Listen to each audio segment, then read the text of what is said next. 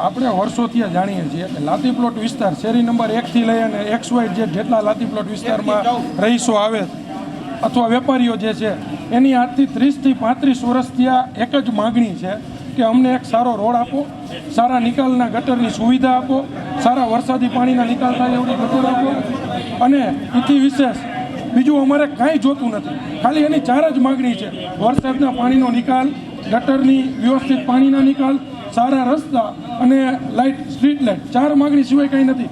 પરંતુ જ્યારે લાતી પ્લોટના વિસ્તારને અમે મળ્યા, રહીશો વેપારીઓને મળ્યા, ત્યારે એમને કીધું કે અમે અત્યાર સુધીમાં 1000થી વધારે અરજીઓ કરી દીધેલી છે, છતાં પણ કામની અંદર ટકાવારી 0 છે.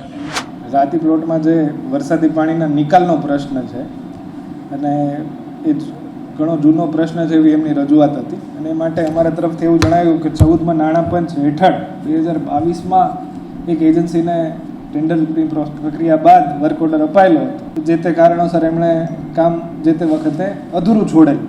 ત્યારબાદ અમે મુખ્ય પ્રશ્ન એ હતો કે 1.5 વર્ષ કે 2 વર્ષના સમય વીત્યા પછી અમે એને સમય મર્યાદા વધારી શકીએ કે કેમ.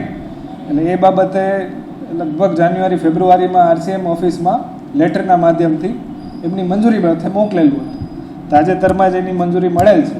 ત્યારબાદ અમે એજન્સીનો સંપર્ક કરેલો છે કે તમે જૂના ભાવે અને એ કામ કરવા તૈયાર છો કે કેમ. એમની સંમતિ મળ્યાથી એ કામની તુરંત જ શરૂઆત કરવામાં આવશે, અને જો એ એજન્સી તૈયાર નહીં હોય તો ફરીથી આપણે ટેન્ડરની પ્રક્રિયા કરીએ. એટલે વરસાદી પાણીના નિકાલનું સૌથી પહેલાં સોલ્યુશન થાય, અને એ ડ્રેન એ પાછી વચ્ચે આવશે, રોડની વચ્ચોવચ્ચ. એટલે અમે રસ્તા બનાવી દઈએ ને પછી તોડીને ડ્રેન નાખવો એ કંઈ મતલબ નથી.